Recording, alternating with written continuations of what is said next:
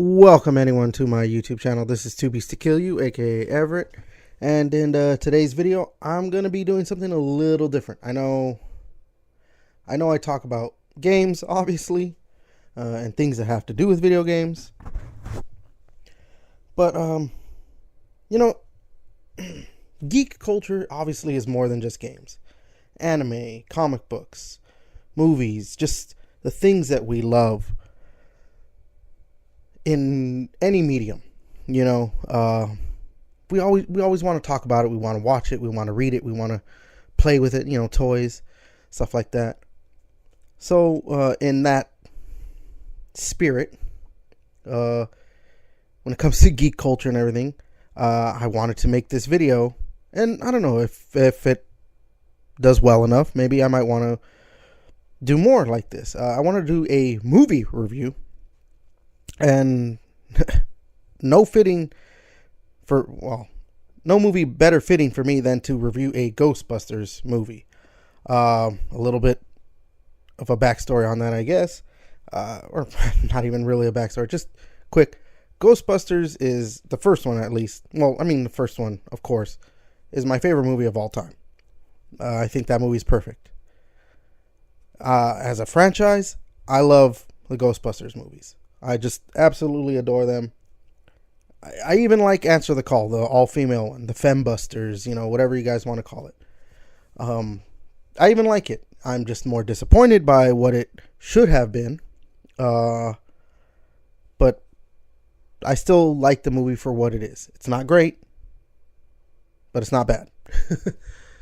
Maybe one day I might go into it and talk about why I like it or whatever, Maybe I might do that with all the movies. Like I said, depending on how this video is received by my small audience. Or maybe I just want to keep doing these kinds of things. Maybe I don't want to just do video games. But yeah, so let's just go ahead and get into it. Obviously, if you like my videos, like, subscribe, share, all that good stuff. But let's get into it. Ghostbusters Frozen Empire. I loved it. I know it's not getting great reviews. I'll get into that. Why it's not getting great, or why I think it's not getting great reviews. But as of this recording, I think it did well in the box office. I'm pretty sure it was #1. I'd have to look it up. And I've seen a lot of reaction online that people do seem to like it. So, it's just kind of a growing trend. Reviewers and moviegoers and video game players and all that stuff seem to be on opposite ends of each other a lot of the time, but that's a whole other discussion. Again, I love the movie. I'd give it at least a 9 out of 10, maybe an 8.5 out of 10. The things I loved about it was that it still had heart. If you've watched Afterlife, it's more of that. As much as I love the original Ghostbusters movie, you kind of can't do that. To quote a video that I had seen about the original Ghostbusters on YouTube, it was lightning in a bottle. You're not going to catch that again. And as much as I love that movie, you're not going to get that Ghostbusters. Because they did kind of try it with Answer the Call. It was a little more over the top, but it's essentially what they were trying to do. And obviously people didn't like it. But also too, when it comes to a franchise that's now 40 years old, the original one came out in 1984, 40 years, and you're doing continuations. It's not just straight reboot. It's, the Afterlife was a soft reboot, but it was obviously still sequel to Ghostbusters 2. You're inherently going to have to tell a more quote-unquote mature story, at least to me. You're passing, the torch is being passed on to the next set of Ghostbusters, and in this case, the Spangler family, Egon's grandkids and everything. So, yeah.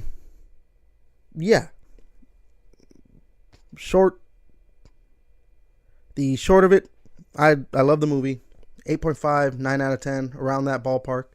But that's just what I wanted to say about that without getting too much into spoilers. I think now I can do that.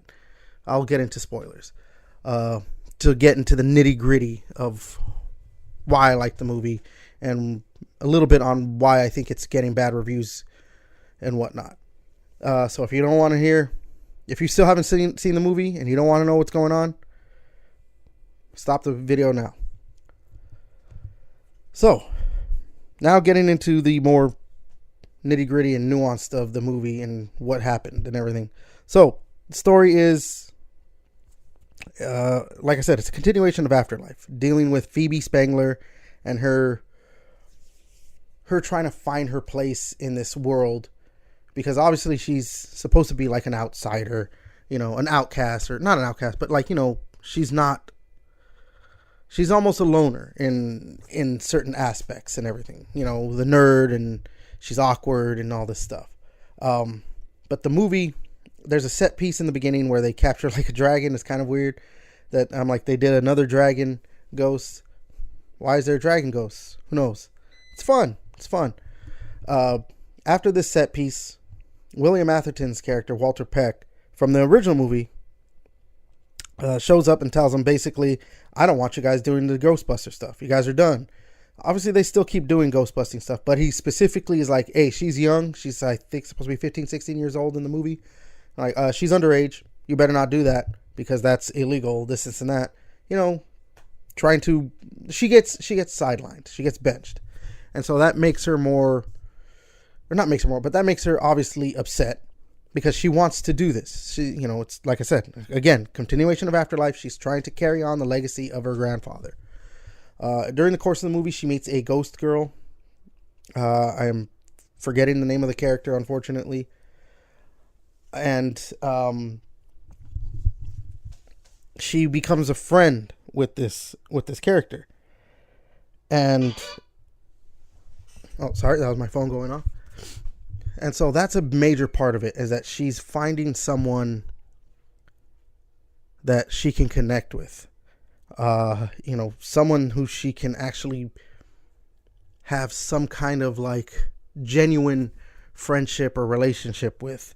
And so this will lead into something that I'll get into later on, of leading to the climax of the movie. The other stories in the other plots in the movie, Ray Stantz, one of the original Ghostbusters, he's a major character in this, well, more major than at least Afterlife, and his story is that he's, he still wants to be a Ghostbuster, but they do the thing of like, hey man, you're kind of old now. Winston Zeddemore is basically telling him like, you got to stop that. And I like what they did with Winston Zeddemore's character. He now basically runs like, Ghostbusters HQ kind of thing, where they study ghosts and figure out how to do, how to just be better at ghostbusting and everything. I like that. You took this character that, if you know anything about the original, it was supposed to be played by Eddie Murphy. And then when he didn't end up being in the movie, the Winston character was kind of significantly like just shrank down in his significance or whatever, in the story or whatever. So him now being basically, because he's supposed to be a rich guy, he's a millionaire, whatever, billionaire, I don't know, but now he's basically running things. I kind of like that. You take this character that had not a small part, but clearly wasn't as big as it was meant to be. Now he's basically the it guy. But yeah, so Ray, throughout the movie, he's still like, he's running like this, funnily enough, he's running like a YouTube channel with podcast where they like, oh yeah, we're going to take a look at haunted items and everything. And, they go back to the library in the first movie, and they go to figure out what's happening with him and Phoebe. Like, why is all this happening? What is going on with, the main villain? Goraka is his name. And there's a set piece there where if you've seen it in the trailer, most likely, where like there's a possessed statue of a lion. That's part of that, and some damage happens, and the police get involved. Obviously, Phoebe gets in trouble, and they keep telling her, and they're telling her, "Hey, you have to stop this," and they're telling Ray, like, "Hey, you can't do this anymore. You've lost a step. You can't do it. You're too old. You're not it."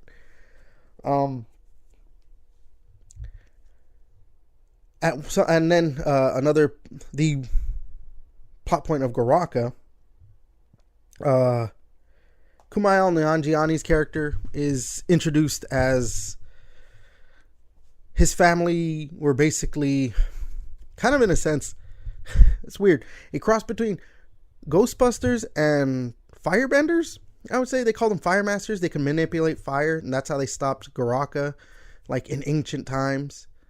Or maybe not his family, but his grandmother was part of that lineage. And early on in the movie, he brings the orb that's sealed away Garaka. He brings it to Ray, and Ray is like, he's selling it to him. He's Kumail Nanjiani.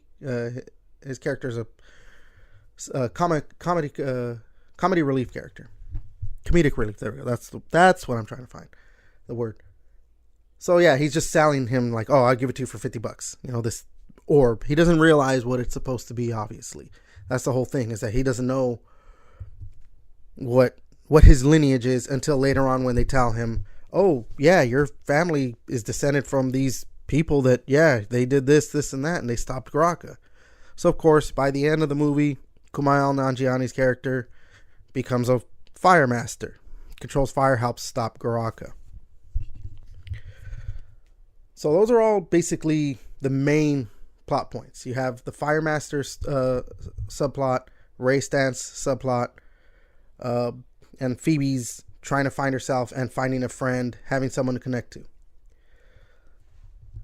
All that leading to the climax of the movie, where at some point in the movie, early on, it is introduced that Winston Zeddemor's his organization can take out spirits from possessed items. Basically, ghosts can, if there's maybe you have they show a watch as the example that, an old woman has a watch and she's like, "My husband really loved this watch when he died, and his spirit's supposed to be in there."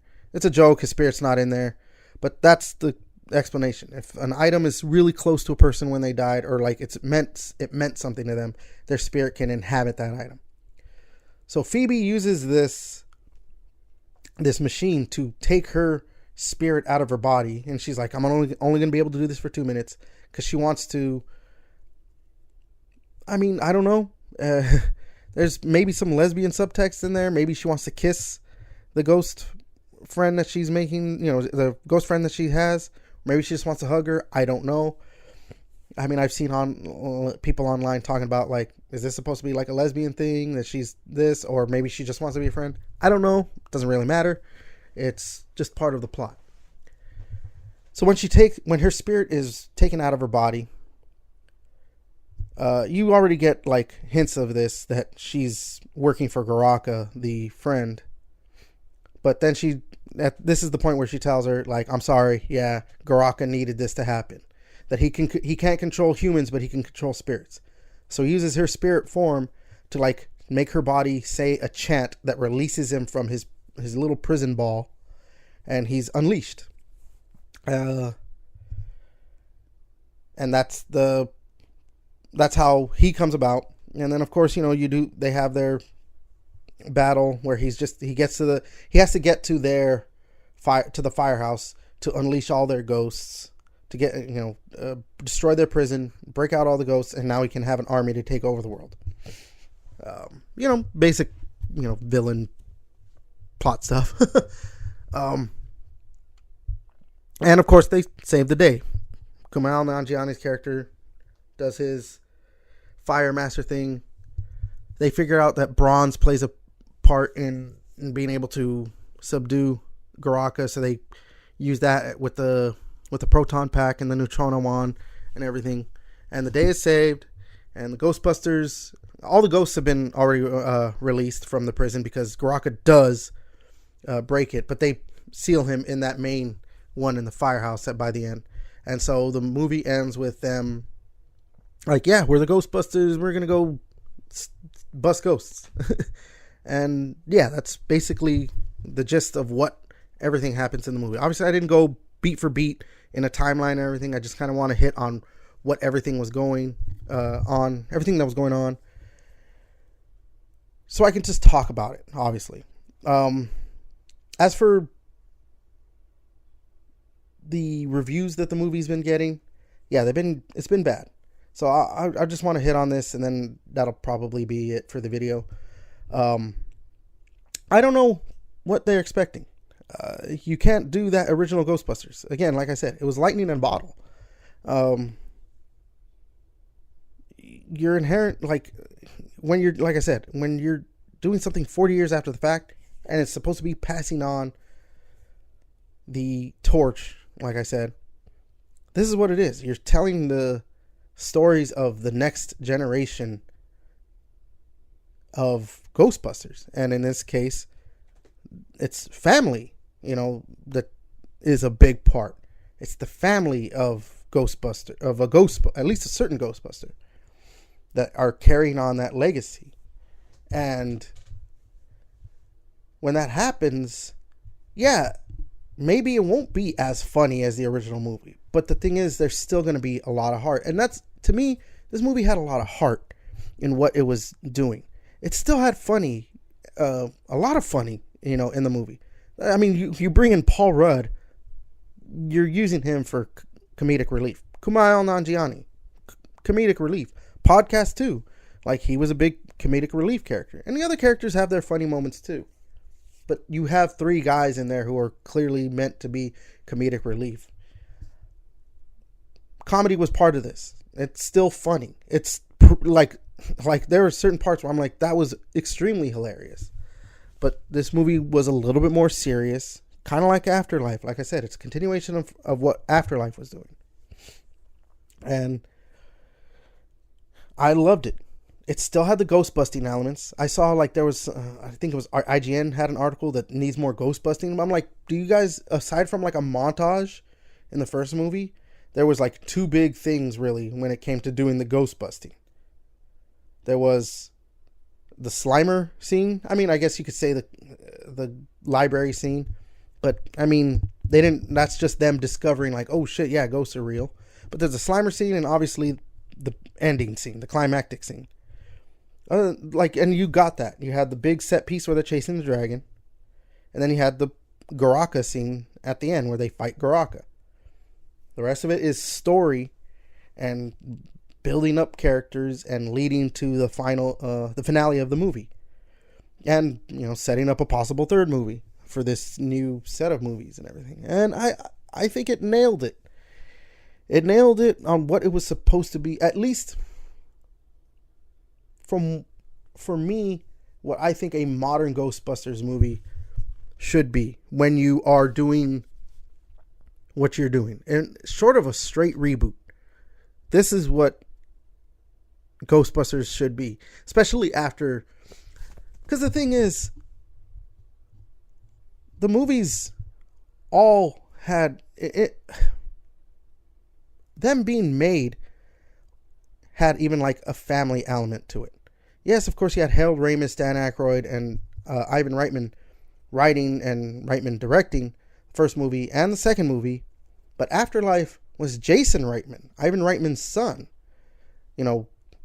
And Ivan and Jason both were made that Afterlife. Well, Jason directed it. There's a family element to it. Not only that, because of the friendship between Ramis and Reitman, and Ramis passing away, they wanted to continue his legacy in a sense, or whatever. And obviously, Ivan Reitman passed away, a few years ago. So you're continuing his legacy with, even though Gil Kenan, I don't remember his name, or I don't know how to say his name, he directed this movie. Ivan Reitman still wrote this movie with Kenan.